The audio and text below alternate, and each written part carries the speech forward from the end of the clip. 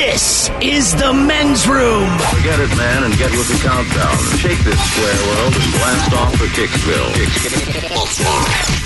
The trippers, the grasshoppers, the hip ones, all gathered in secrecy and flying high as a kite. You're listening to the men's room with Miles and Thrill. Rachel Consulta standing by. Caller 9-844-999. Olo will play Profile this in minutes. And we do have your headlines on the way 1 hour from now. First, quick check into Mike Hawk for some of the stories and headlines he is not working on. All right, Einstein Brothers is selling a new bagel that has macaroni and cheese baked into it. They told me about it yesterday, in fact. I went there to get a bagel, and pretty regular there. She's like, have you seen our new flavor? I said, no. So she says it's the mac and cheese bagel. And I'm looking at there, one left. And I mean, she said, I said, how is it? She said, look, if you like cheese, you can't go wrong. And I guess she was trying to sell me on they have a chicken sandwich on the mac and cheese bagel. And by her own account, it was delicious. Okay. Like I bet it was. Mm-hmm. Sounds good. A new study found we tend to stop wasting so much money if we find out our friends and colleagues spend less than we do. Maybe. I don't know. I mean, it depends what it is. I mean, if you're going out with a cheap night with your friends, you're probably going to a place where you don't have to spend a lot of money, so that's Sure. going to keep the prices down. Yeah. But I mean, like if they bought a small TV and I wouldn't feel compelled to buy an equally small one. I got a small one too. Right. It's almost kind of like a reverse one-up. When you see your friends, buying really expensive things, it makes you want to buy more expensive things. But when you're buying expensive things and they're like making a concerted effort to not quite go as big, I think it's just the science behind it. Mm-hmm. No, whatever your friends. Now you're the Jones, and they want to keep up with you. Probably. That's right. Police are looking for a 40-year-old man who recently flew 10,000 miles to Colorado just to go to an art show so he could slash a $2.7 million painting that his dad owned. And he was flying just from the Denver airport to Denver. Right. He had to travel that far. It was amazing. He just thought if by flying into the Denver airport that maybe he'd be close to Denver, but in fact, no. He had to get on another plane and then fly all that way. So he's got some dad issues, huh? Sounds like it. Yeah. Damn. $2.7 million painting. I wonder what that was. But the thing is, his dad used to own it. So now you slash it. You're not getting back at your father. He doesn't own it anymore. Right. Unless his dad owned it when it was out there during the show. He was going to try to sell it. Oh, yeah, maybe. Who knows? Mm-hmm. Take that, Dad. Dad. A man in North Carolina recently hit the lottery for $100,000 and used a big chunk of it to buy himself a helicopter that he didn't know how to fly. So he actually ended up crashing it in his front yard. Man, oh man. Luckily, he's okay. Why would you think that you could just get in that thing and drive it? It's easy. All you have to do is just pull back on the little joystick there, and it'll go up. I'm sure it's just that easy. And then you just turn up the rotors. Yeah, why would you think you can fly a helicopter? Have you ever tried to fly a drone? That's right. First few times, it doesn't work out so well. It's easy on Grand Theft Auto. It just uprights, Yeah. It's easy. A man in North Carolina... sorry, I already read that one. A woman in Charlotte was arrested for leaving her pet squirrel alone in a hot car. Yeah, I read this, man. This just in. People have pet squirrels. No, you didn't read the whole thing. Mike, it's not just a squirrel. It's a companion sugar squirrel? glider. No. It's a what? It's a sugar flying glider. Squirrel. That's not a squirrel. It's a flying squirrel. That's what she had. This woman had a flying squirrel. She left it in the car for whatever reason, came back, and I guess it was 100 What is the name of this squirrel? It's a flying squirrel, sugar glider. It's a sugar glider. Sounds like a sex toy. You never seen It's those? probably that, too. They just fit in the palm of your hand, little teeny tiny guys. That's not a squirrel. That's a pet. That's a rodent. No, it's man. dead now. Well, I whipped out that sugar glider and she finished. Right. Yeah. Cute, man. 70% of Americans plan to celebrate Cinco de Mayo, but only 10% of us know what we're celebrating. Does anybody there know? Well, we know it's the 5th of May. Correct? Thrill, any ideas? The Mexican Independence Day? I don't know. Or one battle or something. I don't know. One significant battle. The most common answer in a new poll is that it's Mexican Independence Day, which is incorrect. Just 1 in 10 know that it's actually the anniversary of Mexico's victory over France at the Battle of Puebla. Oui. In 1862. All right. Even worth celebrating. In Mexico, yeah, but in Mexico, they don't really celebrate Cinco de Mayo. No, we just grabbed They're it. like, dude, we're aware of it, but it doesn't matter. We'll celebrate. Good job, guys. Yeah, we got it for you. All right. What genres of music do you listen to when you want to feel happy? I have an idea what would be... Emo. It's definitely not classical. It's probably going to be like, what, reggae or... Pop. Yeah, music. According to a new survey, the top 5 are pop rock, classical Oh, no way. and dance music. How does classical music make anyone feel better? Really? Yeah, it's horrible. No, it's not at all. It's horrible. Classical music? It's great. It's terrible. Not at all. Oh, my God. You're telling me. Okay, It makes you happy. Dude, I own like the entire Beethoven Symphony series. I own a box greatest hits. You eat buttered rice. Do you own any jazz? Yeah. Okay. Do you I got like Louis jazz? Armstrong. All right. Okay. That's like saying I'm a black friend. Duke Ellington, Glenn Miller. Come on now. Yeah. All right, not bad, Went man. to school with Count Basie, You like Archie Bunker. Oh, my And a God. day Glenn Miller plays. Thelonious Monk. God Don't damn. challenge me on classic music. You just turned 50. Turned 50 since I was 16. He was born 50 and I'm staying 50. That's going to be your book title. Born 50. I came out with gray hair on my head, coming out of my ears. I was born not a virgin. I was born in loafers. I'd already had sex by the time I was birthed. To my born twin on a- sister, Jenny. on a porch with a right. swivel chair. With a pitcher of lemonade in my hand, I climbed out ye womb. A new survey found. What's going on out here? I said as I penetrated the vaginal wall. Drinking sweet tea with one hand. Waiting for me long, doctor. Had to say goodbye to some friends along the way. Yeah. Started me out with a prostate. I have to exam. admit, it's kind of cool breathing out the belly button. A new survey found the 5 chores that we hate the most. Vacuuming. I enjoy the vacuum, man. I do too, but I know it's going to be vacuum. No. The one you hate Washing the most. dishes. No, cleaning the toilets. Cleaning the toilets, number 1. Yeah. Cleaning the oven, washing the windows, removing hair from the drain, and unclogging the sink. I'm not a big kitty litter changer, but that's one of my hates. It's just doing the dishes with me. I had to plunge the toilet last night, dude. I mean, it's been a while. Based on you? Oh, absolutely. Yeah, I got it. Like, I handled my business, I flushed, and I'm like, you are still here. Here's the biggest internet debate going on right now. Does the H in the acronym IMHO stand for honest or humble? It's supposed to be in my honest or humble opinion. Doesn't it depend on what you were talking about? Or where in the sentence it comes up is my argument. What do you mean? Well, honest opinion, X. Or Okay, all right. X in my humble opinion is what I think it is. So, but it sounds like honest is leading humble at about 60 to 40. I think generally you can tell on what the subject matter is, you know what I mean? Sure. If it's something real specific, I assume you mean honest. When you're talking about something that's just bigger than you, but a bit like the NFL. Boy, I hope our team drafts this player. My humble In opinion. my humble Right. opinion. Oh, we have new trendy jeans that are coming out on sale. They're called Extreme Cutout Jeans. Has anybody seen these? My girlfriend showed them to me just today. They're basically the entire legs are cut out. So And they charge you more, I'm guessing? Are they shorts? Then? No, what it is they basically left the seam of the pants, so they do go all the way down to your ankles. So it's just but all the meat of the pant has been cut off. So basically, Sort of. the only things that are exposed are where the seam is. So the Yes. ring around the bottom, the lines up going up the the leg. inside and the outside, Right. and that's it. And people are going to spend more money $168. for less material. $168 is the You price know, tag. I will take not say that their they're worth money. that much. No, That's take the price their tag. money. If I'd they're dumb love enough to give it to you, take it. I'd love to sit in that boardroom like bottled air. I'm telling you, I know you think We can I'm, do it. I know you think I'm an idiot. Pet rocks. All right. A 3-year-old kid fell out of a 5-story window and survived with minor injuries. That was amazing. I'll tell you how he did it 1 hour from now. Thank you, Mike Hawk. Headlines are coming up 1 hour from now. First, the game is The Men's Room presents Profile Hey, This. Steven Throwhill, can you please tell everyone how Profile This is played? I sure can, Miles. It's a simple game where we share with you a real-life news story, something that happened right here on planet Earth. Earth. And as you listen to the story, based on the stereotypes you believe to be true of people and the decisions that people make, we'll ask you what it is you think makes the story a story. Hello, Russell, the love muscle. Welcome to the men's room. Hola. Hola. Hola. Hola. Okay, Russell, you understand how this here game is played? Yes, I very much, amigo. Ah, fantastic, mi amigo. In this case, let's go to... I can't do it anymore. I'm sorry. Oh, no, I was enjoying it.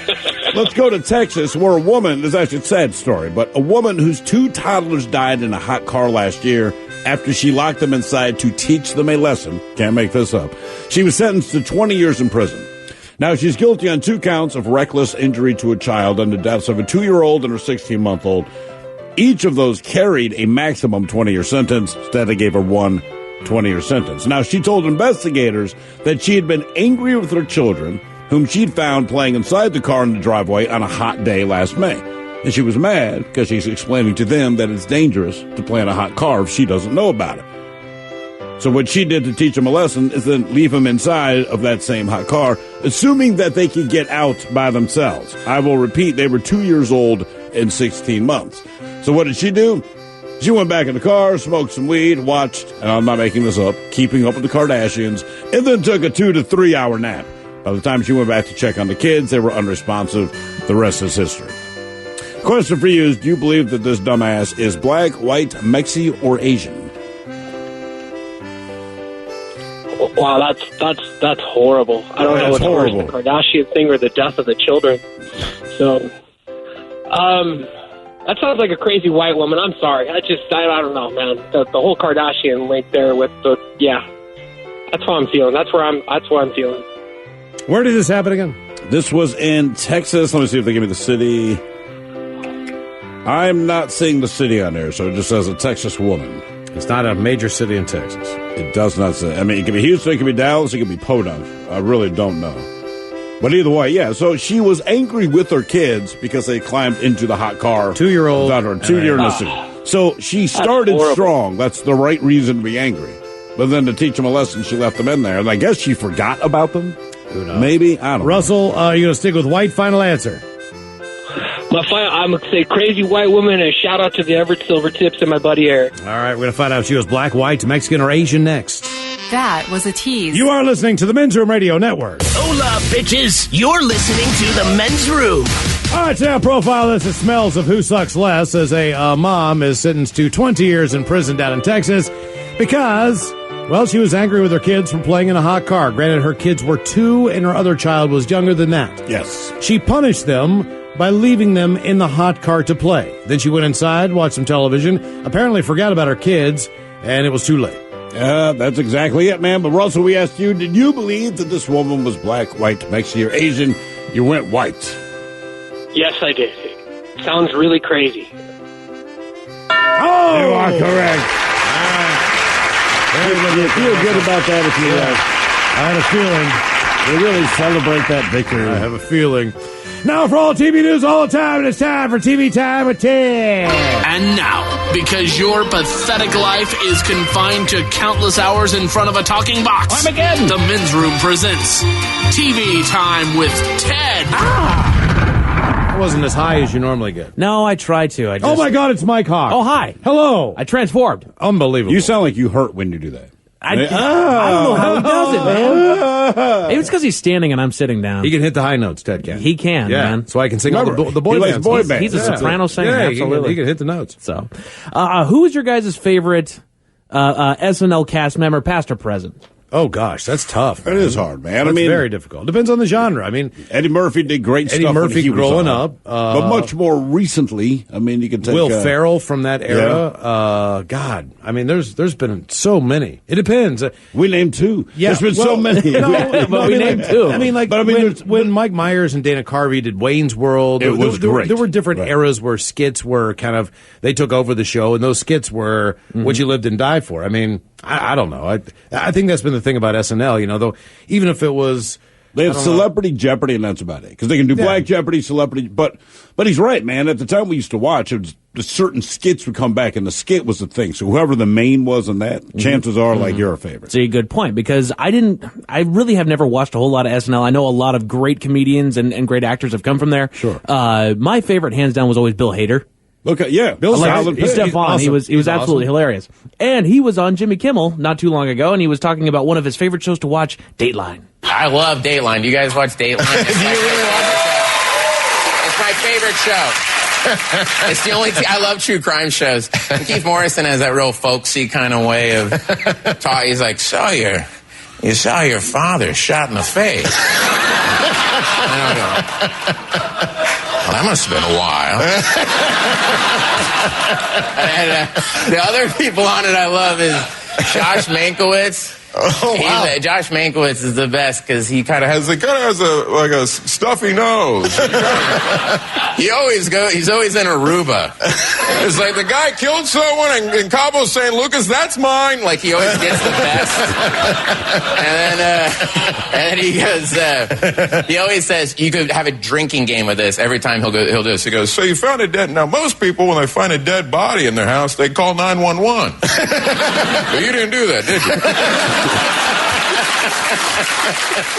Anybody else have a family member that watched an uncomfortable amount of Dateline? Oh, it's the problem with Dateline does a couple great things. They take what is essentially, and you have to remember that as much as you hear people bitching about, radio plays a ton of commercials, we don't really play that many commercials. No. The numbers are just the facts are the facts. We don't play nearly as many commercials as television does. Mm-hmm. The idea with Dateline is that if the show starts at 9 o'clock and ends at 10, I can tune in at any point in time during that hour. I can tune in at 9:15. I can tune in at 9:40.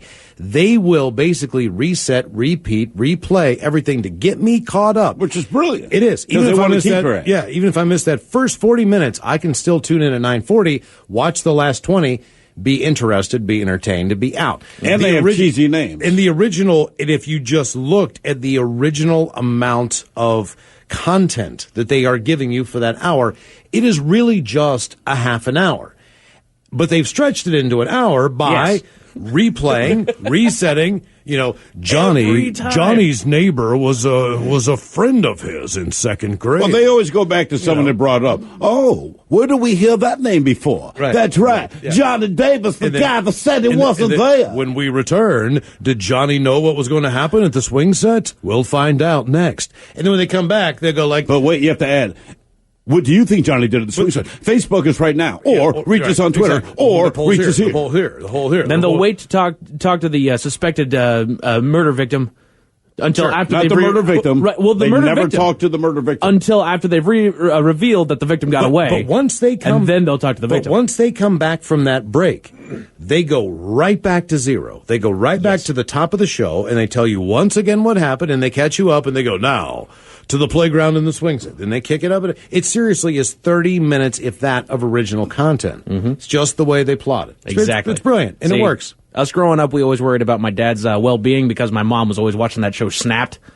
Oh, yeah. Just somebody was killing their husband. That's all. That's all she would watch. She would sit at home and watch it all day. That's the Lifetime network. I think that's women exactly fantasize of killing us. Yeah, exactly. And I'm okay with that because here's the hard truth that I've learned from any of these shows. If the husband kills the wife, like he came home, he killed her, it is done, right? It may have come from an argument, it may have been drunk, but eventually, like, it was done brutally, and it is done. It is done in that moment, and you understand why it was done. Right. You understand why everyone snapped, right? Mm-hmm. It seems like when women kill their husband, it's like she had been poisoning him for 6 months. So keep this in mind. Your significant other might be in the process of killing you right now. That's the difference. Like, the husband, the guy blows up, and in that moment, it happens. But, like, he's not thinking about killing you. If he is not plotting, but you could sit there for 6 months, and the person across, I made your favorite. I know you love lasagna. I will say this, and this is the times because I've lived with people who really, really love that programming as well. And it's domestic and it's murder. It's domestic murder. Sometimes it's like a Judith Light thing. Sometimes it's documentary. Sometimes it's done in a 48 hours or Dateline type thing. But one thing is for sure. They could devote an entire month of programming to the Pacific Northwest. Oh, absolutely. Of women poisoning their husbands, husbands cheating on their wives, and then hiring people to kill, or her hiring him, or pushing people off a cliff. I mean, there was so many times. Too many cliffs here, man. There was so many times when I walked by the television and see what was on when she was watching, and be like, oh, that's Stanley Park. Or, oh, hey, that's Ocean Shore. Oh, that's down. Why do you think you want to go hiking there? Every single thing, man. There's too many places for people to disappear. We don't just have fields. We have forests. We have waters. We have, like you said, cliffs. We have everything. It's a great place for a killer, I have to tell you. It's the Pine Barrens of the West Coast, Jersey people. Moving on here, did either of you guys ever watch The Voice? No. I've seen it, sure. Well, I mean, I know it, but I don't know. Sure, you never actually watched it. It's had, I don't know, 10 seasons now, and one of the original members and one of the big bill members and judges of the show was Christina Aguilera. They had Christina, they had CeeLo Green, and they had Adam and Blake on there. Well, sad news for all those that were waiting for a Christina Aguilera reunion with her original cast. She has dissed The Voice and says that she will never be back. You've got to be kidding me. No, Thanks she's done. a lot. She's done, man. Thanks a lot.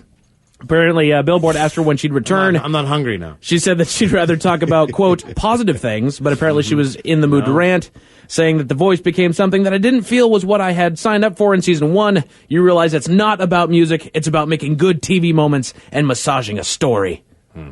Which Yeah, you're on TV. Exactly. That's what they do. We realized that 6 seasons ago that really they didn't watch all of the blind auditions because that's what they originally pitched it as was, we don't care what you look like. If you can sing, that's why they call it The Voice. If you actually had a singing ability, we'd coach you up, make you an even better singer, and it doesn't matter what you look like. Well, they found the pretty people that had a story of, my uncle's dog passed away after a long battle with bone cancer. What you want to find is pretty and sad. And that's what people are going to root for. Right. A good-looking person who has a horrible story. Exactly. And he's a good singer, too. And a good singer. You're going to go for them, right? We always liked the ones Isn't that the formula? We always liked the ones that had the really, really sad story. Grandma was supportive from day one and just believed in the dream, and I do this for her, and I want to make a career out of this for her, and nobody turns around. Mm-hmm. Just go up there. Oh, yeah. That's one of those hard. That's right. It is, right? Loser, Well, they do that, right? Because they give you the story that's like, hey, man, mom, she raised me since I was 3 years old, right? So you're like, all right, man. So, but they told the story. I just assumed then they're going to turn around. They're singing their heart out, man. Yeah, no one turns around. What that show did for me more than anything disappointed. was teach me how to BS people.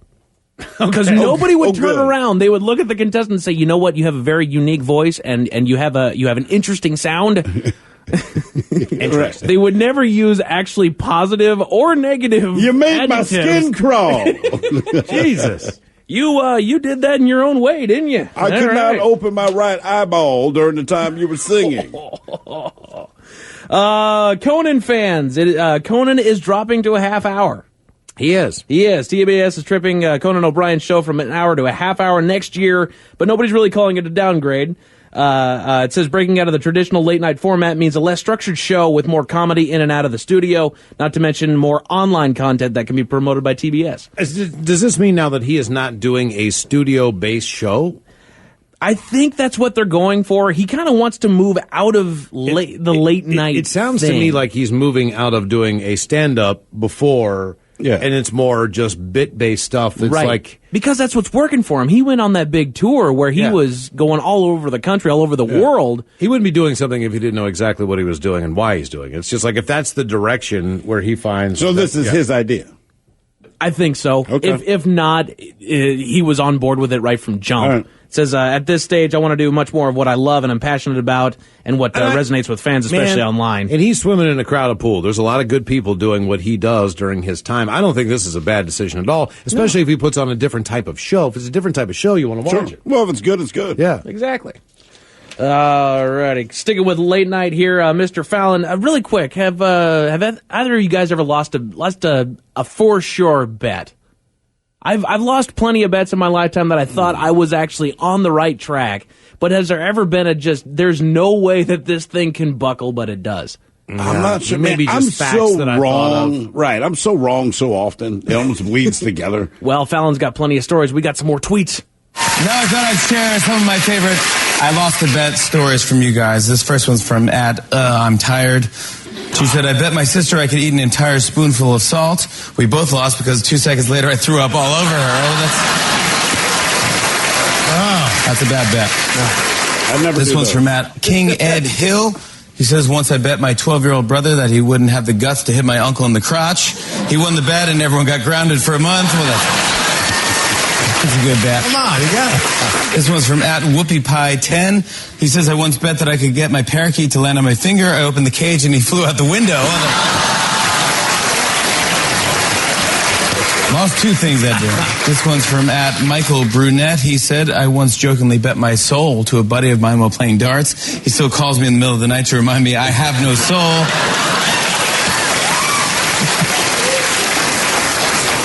This last one is from at Luan34. He said, I bet my sister that if she passed her nursing exam, I got to name her future fourth kid. Guess whose kid is going to be named Optimus Prime? Hashtag she passed. There you have it.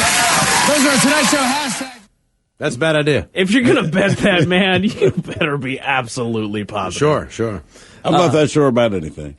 Now, what was the biggest show cancellation like last year or 2 years ago that shocked everybody? It's a cancellation. Yeah. Man, I have no idea. It was a show. It was on ABC. It was like their top show, if not their number 2. Is it a drama, sitcom? It was a sitcom.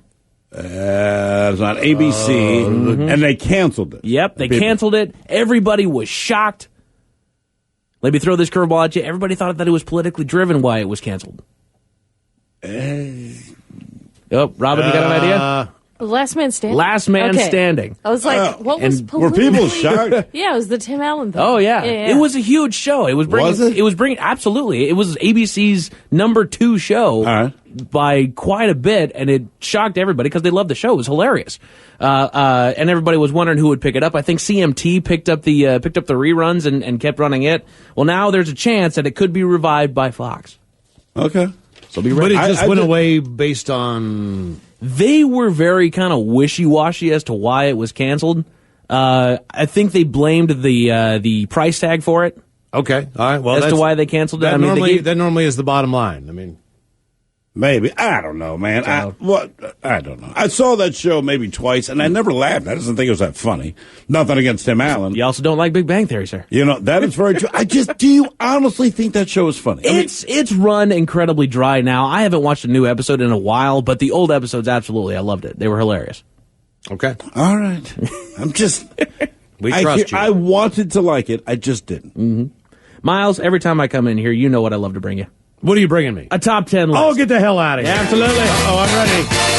Number 10. So I decided What are you doing now? What am I doing now? Yeah. Keep your pants on, Mike. According to Ranker.com, the top 10 best TV actors of all time. Actors? Okay. So I'm going to bring you their intro theme, and I'm going to have you guys guess who the actor is.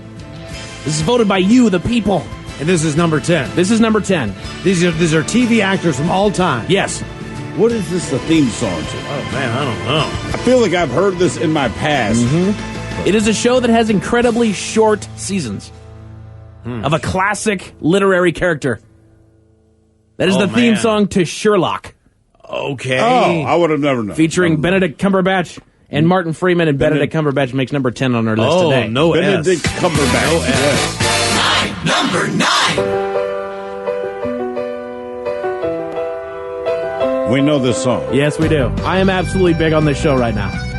I'm going through this entire show right now. I know this theme, man. Yeah, you do. The show is not coming to mind. Robin knows this show incredibly well. Go ahead, Robin, jump in. I bet you everybody. It's like her favorite show. It's The Office. It is The Office. The All right. It is awesome. So which actor makes number 9 on our list? Steve Carell? Steve Carell. All right. That is a fantastic show. These are the best TV actors of all time, according to Ranker.com. Number 8. Going old school. You know this one. Yeah, mama. We're gonna paint a picture here. It's not Bob Ross. I bet we've been together. Come on, Miles. How do you not know this by heart? He was third billed on the show. He was third billed? He was third billed on the show, mostly because he was not one of the parents. Is it Michael J. Fox? It is Michael J. Fox. Okay. This is Family nice Ties. Pull, okay. Nice pull. Coming in at number 8 on our list. This was the theme? How terrible. This is what, 80s? I don't care when it was. Late 70s, early 80s? Is it really late 70s? I think so. Are themes this long now? You know what I mean? Like, how is this whole thing? Sounds like they had to get all the cast involved, man. It sounds like James Ingram just took a big pocket full of money and ran. I mean, right? Well, listen to this. God damn, it's terrible. All right. What is this? This is the best TV actors of all time. From that? Ranker.com. Okay, Ranker, yeah. Number 7. James Gandolfini. James Gandolfini of The Sopranos. Yeah. Known as Gandalf. 6. Come on. Betty White. It is Betty White. Number 6 on the list of the best actors of all time is Betty White, the Golden Girls. Nice. Number 5. Oh, that's easy. It is Patrick Stewart. It is horrible to play this on this day, but yes, it is Patrick Stewart. No, it's not. Make a fun with you. I was driving in my car and I could not This is believe not it. right. This is sacrilegious. I pulled over. I took dear. my Taurus and put it into a barrier. Blasphemy! These are the best Oh, TV my actors of all goodness. time, according to Ranker.com. Damn you, Khan! That wasn't even this show! Well, same, you know. Yeah. Going really old school.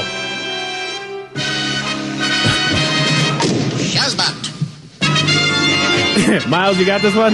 Suspenders. Big rainbow suspenders. Mork and Mindy. Mork and Mindy. Robin Williams. Robin Williams comes in at number 4 on our list. That was the thing. Damn. One of my favorite shows. Dr. Drama. Westworld. New. Damn it. Dr. Drama. Smartass doctor. Smartass Doctor House. Yeah. Yes. Hugh Laurie, one of the Hugh Laurie. biggest Oh, he's number badasses of all 3. time. Okay. Number 2 on our list of the best TV actors of all time. Number 2. Really, really old school. Is this Lucille Ball? This is Yes. Lucille Ball. Okay. I love Lucille. Number 1. Who else would be the greatest actor of all time? Boy, Mike, we're going to let you down, aren't we? Yes, you are. Really? Blue drugs, guys. This is Bryan Cranston's Breaking Bad. Oh, the greatest show ever. Sorry, and man. the greatest TV actor of all time. You've all let me down. All right. Damn it. Thank you, Mike. We appreciate it. We'll see you all very soon as we've got headlines coming up in minutes. You are listening to the Men's Room Radio Network. The Men's Room returns with Miles and Thrill. Now, let's see what's happening in the real world. All right, here we go. Connecticut 3-year-old falls out of a 5-story window and lands safely in a pile of mulch. Turns out very few stories today about something happening in a gulch. The only word I could find that rhymes with mulch. Philadelphia airport worker gets all stabby with coworker who is now dead. Vancouver man buys lottery ticket on retirement day and now he's rolling in the bread. And a woman donates her egg 20 years ago in college and meets her real egg person today. It is time for your headlines. Now, it's time to hit the headlines. Here's Mike Hawk. All right, our top story in Stamford, Connecticut. A 3-year-old girl was being watched by her sight-impaired grandmother. Let that just sink in. When she opened the window to a building and fell out of it. Despite the window being on the second floor of the building, a police sergeant on the scene said that the fall was equivalent from falling 4 to 5 stories up. Wow. The girl was found moving and, of course, crying on the ground in a bed of mulch that had just been laid by the parking lot. She was taken to the hospital with non-life-threatening injury. So basically, just because this stuff was fresh, it had all that air in it, had all that space in it, and she just landed in it, and it was like a rough pair of hands catching It her. reminds me of the Rough hand. the great song Shaving Cream. Do you remember this, Miles? No. The line, it was my baby fell out of the window. You'd think that his head would be split. Seriously. But luckily outside of my window, there was a big pile of shaving cream. Be nice and clean. This is like Skeeter on Peter. No, man, this was Dr. This We is like had it. Skeeter on No, Peter. my brother owned the vinyl 45 of this song, man. I swear to God. Around the world in Canada, a man hit quite the hat trick the other day. On the man's birthday, he decided he would do a couple of things. He had already arranged to retire from work on his birthday, and he decided to give himself the gift of a lottery ticket. This proved to be quite the good move for him because it blew whatever retirement that he had saved out of the water. He actually hit all of the right numbers and won himself a $1.5 million jackpot. That's how you do it. Yeah, that's how you do it. He That'd should be have played perfect. the lottery 10 years earlier. That's right. I'm just saying. Yeah, hit it whatever time. All right, I retired. Okay. Oh, now what? No work? Okay, you know what? I'm not going to work anymore. Oh, wait. Do you even have roots at that I was point right, when I- you retire and then you win $1.5 million? Do you just sell everything off and just travel the world at that point? Yeah, do whatever the hell you want. Right. Yes, sure. Or take care of your kids, one of the two. I don't know, No, I'm you don't do selfish. that. No. Make them work for it. I did. Do it my way, kids. In other news, Philadelphia International Airport is the latest to define the term hostile work environment. It all started when one worker leaving the break area turned off the light while 2 others were still occupying it. This, of course, angered the other 2 workers inside, and an argument/fight ensued. The fight eventually escalated to the point that a knife was pulled and was used to slash one of the workers. He was taken to the hospital where he was pronounced dead. Oh. The other two involved in the incident initially ran off, but were confronted by police. Again, he turned the light off in the break room. Right. Yeah. Now, my guess is because the other two were in there, he had a beef with them and he just wanted to stir it up. Yeah. He might have just been messing with him, laughed, and turned the light off when he walked out because it's funny. How high strung are you to where the fight escalates to the point to where you pull a knife? That high strung? At work. I turned the lights off on Castle once when he was taking a dump in the bathrooms. That's here. funny. And it was funny. If I had thought he might stab me, I'd have done it. Right. I mean, I've had a fist fight here at work before, but I've never pulled a knife on anybody. Sure. Because you couldn't find it. Not that we've seen. Oh, you know what? That's fair. Yeah, we have butter knives in the kitchen. Fair. Can't do anything. That's it for headlines with that. Mike Hawk is out. Thanks, sir. We'll see you next time for the return of Your Guess Is As Good As Mine, the random question. Men's room rules, and we'll drink a toast with a shot of the day. Yes, indeed. It is all true. But in the meantime, we be all about this biatch. And so until next time, please do what you do best. And for Aletha's sake, stay beautiful.